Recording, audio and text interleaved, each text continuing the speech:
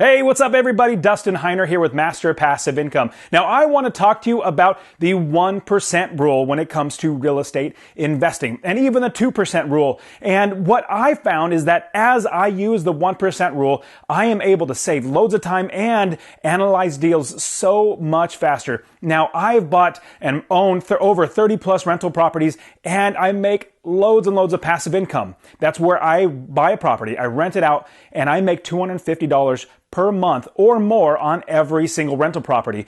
And if you multiply that by 10 properties, that's $2,500 in passive income every single month if I own these properties and rent them out. Now, what happens is when I use the 1% rule, I'm able to find properties, analyze them, save me loads of time, where I can analyze a property in literally 5 or 10 seconds.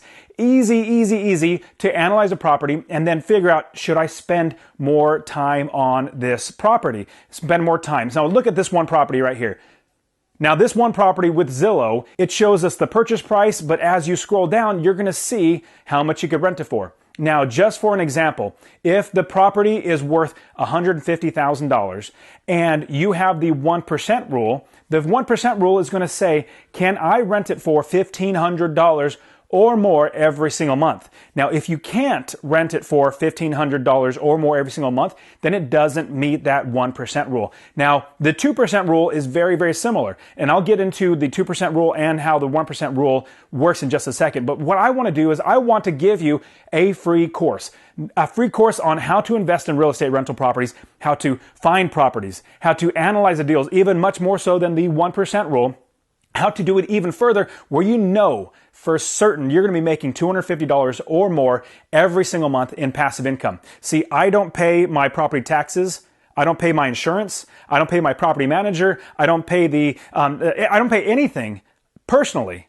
My tenants pay all those bills because their rents minus the expenses of everything I just talked about, the rents right in there, that is the profit that I make, and that's $250 or more. And I want to give you a free course how to do that. In the link below, go to masterpassiveincome.com/free course, and that'll be in the description. I want you to click on that link, and I want to give you that free course to get you started to learn how to quit your job. Now, when I was 37 years old, I quit my job because I had over $10,000 a month coming in from my rental properties, and I will never work a job again. Now, with the 1% rule, it is not a rule that says, hey, it meets the 1%, go ahead and buy it. Absolutely not. What it is, it's a way for us to analyze a deal in 5 to 10 seconds to see if we should analyze it even further, if we should do more due diligence, if we should spend more time analyzing those numbers. And the reason why we need to analyze the numbers even more, because we might not be buying the right property. Let's say you find a property and you realize that it hits the 1% rule, but you buy it and there's more property taxes than what you assumed that there were, or there's extra taxes, which we'll just get into in just a second when the problems with the 1% rule. But as you analyze, as you do your due diligence, you're going to find out how much the expenses are, like how much your property taxes are going to be, how much your property management, how much your insurance is going to be. All those expenses, you're going to account for those before you buy the property. So that 1% rule, easy numbers, again, $100,000 you're going to buy the property for. It better rent for $1,000 or more. Now, I know some people might be saying, oh my goodness, how do I find a property that I could rent for $1,000 and I only pay $100,000 for it? I live in California and prices are $200,000 or $300,000 and it's only renting for $1,200. Well, you're absolutely right. It's really hard to rent in those areas, but I invest all over the country. I have all my students who invest all over the country as well. In fact, just yesterday, I had a student close on a property that is making them $383 or something like that every single month, close to $400 in passive income because they bought in another area of the country that they don't even live in. And I showed them how to do it from step by step, what you do in order to make sure that you have a business that has properties in that makes you money every single month. Now, what you want to do, if you're saying, I can't find properties in my area, what you want to do is you want to look outside your area, and using Zillow, like this image here, if you use Zillow just like this, finding properties, looking through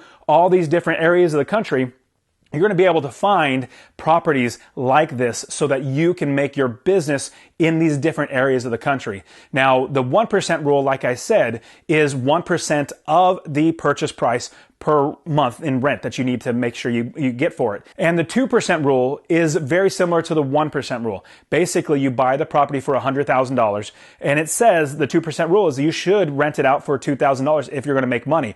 Well, I found that is a very, very high mark to hit. I've rarely seen any property, like let's say I buy it for $50,000 and it rents for $1,000. I have, in fact, close to Cleveland, I bought a property, I think it was for $45,000 and it rented for $1,000, or I still own it. It rents for $1,000, which is fantastic. But there's some downside to the 1% rule and the 2% rule. Now, I kind of disregard the 2% rule because I found it's not realistic and it's way overshooting.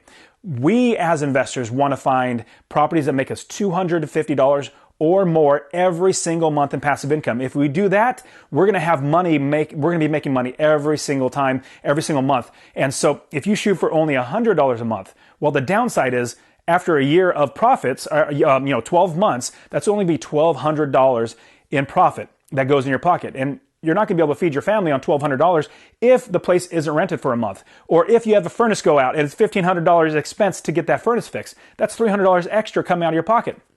If you shoot for just $100, it's not enough.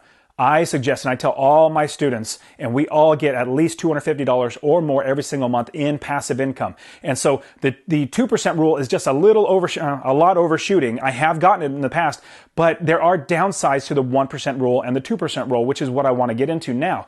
The 2% rule and the 1% rule, the problem with these are your expenses can be drastically different in certain areas of the country. I'll give you a huge example. So I first started investing in Houston. So I was in California when I started investing. I bought in Ohio first, then I branched out to Texas and Arizona. But my first property that I bought in Houston, Texas, I calculated all the expenses. Everything was looking fantastic. And what I decided to do was buy the property because I knew all the expenses. But I had no clue that there were two different types of property taxes. Number one, there was the county tax. Oh my goodness, that county tax was great. It was only $1,300 a year. Then after I bought the property, I get a tax bill from the city. It's basically for the schools. It was like a $2,200 yearly tax bill for the schools in the area of my property. So that was $2,200 extra coming out of my pocket. Talk about oh my goodness, what just happened? If I was only making $100 a month from that one property, I would literally be losing money. And so if you do the 1% rule, you're not accounting for any, you don't account for every bit of the taxes, then you're going to be in trouble. Give you an example. The reason why the rental rates are higher in Houston is because there are more taxes. So as a business, normal economics, basically, I have something for rent, but I have my certain expenses that I need to account for. And so I need to charge a higher rent because my expenses are higher. If your taxes are higher than normal, let's say you thought it was $1,300, but it turns out it's $3,600, then you're going to have to charge more for rent because you have to make up for that difference. That's why rents are higher in certain areas, and that's why the 1% rule can get you in trouble. Same thing with insurance.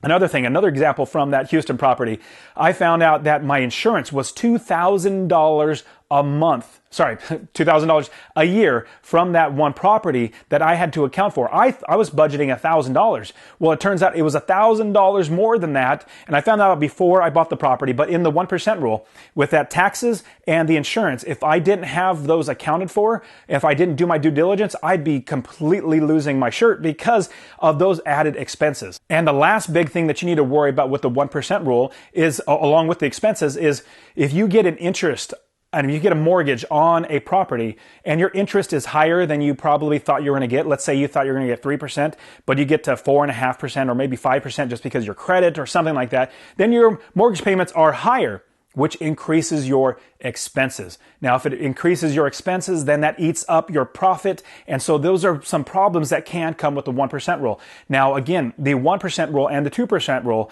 is a quick 5-second way to judge a property. Should I do more investigation? Should I do more due diligence? Should I actually analyze the numbers on this property? I'll give you an example, like in California or New York City. They're going to, $500,000 for a house, but you could rent it for $2,000. Well, that absolutely does not get anywhere near the 1% rule, let alone the 2% rule, so you're not going to make money. Now, there might be ways where you can maybe rent out per room and all that sort of stuff, or Airbnb, which could work out fine, but we're talking about how the 1% rule works. Now, all my students, we invest in, say, like the Midwest, down to the Southeast, like the Carolinas and Florida. They have some really good properties. So you might be thinking right now, man, prices are really high. How do I buy a property and make money? Well, you don't have to buy right where you live. You can invest in places like Indiana, Tennessee, the Carolinas, up to Minnesota and Ohio. There's so many great places that have lower priced homes and higher rents, and you can make a lot of money.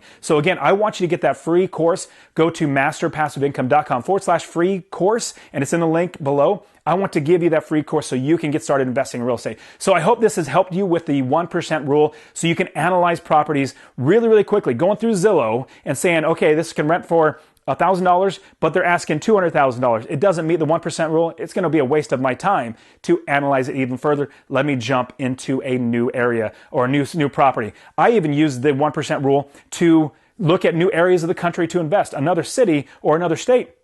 I see if it fits the 1% rule. If a lot of properties fit the 1% rule, it might be a great place for me to start investing. All right, guys, you've been fantastic. Again, Dustin Heiner here with Master Passive Income. We'll see you soon.